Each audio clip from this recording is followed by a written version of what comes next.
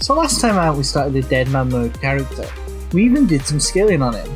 Well today, as we're still under that pesky protection timer, which I'm actually really thankful for, we're going to do some more skilling and maybe even a little bit of chilling today as well, as I'm not as tense. But hey, how's it going guys? It's Connor here from the Crow's Nest, and welcome back to Deadly Skilling and Chilling. In this episode we have a few skills to focus on, and even venture out to the west again.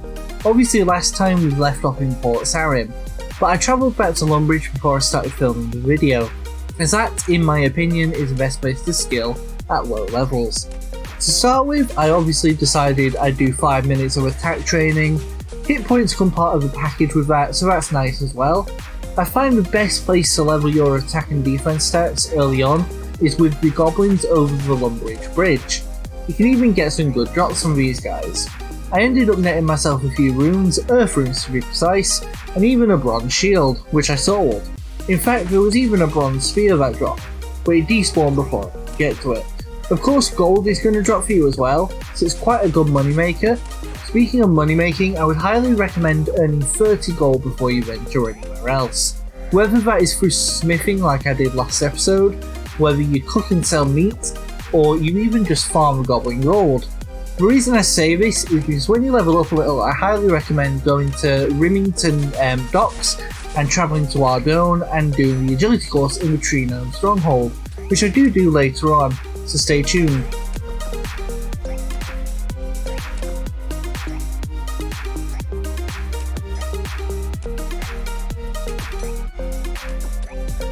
Next up I do something I've never actually spent much time working on before: thieving. That's right, not only am I a gnome murderer, I now rob from the poor to stuff my pockets. Again, I spent quite a while doing this as well, although quite a bit of that time was spent getting stunned unfortunately.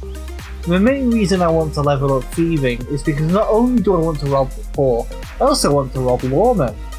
Essentially, with a high enough thievery level, I can head up to Varrock or maybe even west to Falador and pickpocket the guards. Like I said though, even on my main, I never put any time into pickpocketing, so I don't know what the guards offer in terms of loot. Part of the excitement, I suppose. I would also like to mention that while I was pickpocketing, some players appeared in Lumbridge, and I would be lying if I didn't say that I tried to combat them. Sadly the game wouldn't let me, as the guards would not approve of that, and I do appreciate the warning on that, as I could have got a PK skull and been killed by the guards, so yeah, that would have been bad. I would have lost all my gold and stuff.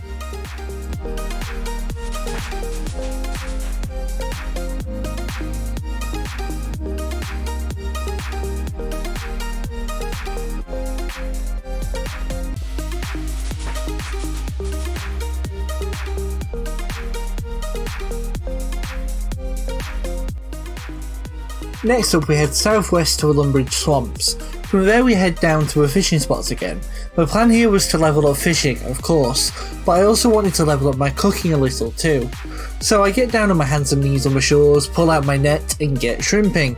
I was determined to grab a full inventory of shrimp, so I spent 5 or so minutes painstakingly casting out a net, waiting, and every 2 or 3 casts pressing the spacebar to skip the level up screen. Then I'd click on the fishing spot again and get straight back to shrimping. So it's been 5 minutes, I'm now on a full inventory of shit and shrimp, so I head to the graveyard and into the cook shack. There I help myself to his cooking range and burn tons of shrimp. I do manage to cook some as well though. But never mind, it was worth it as I got a few cooking levels in the process.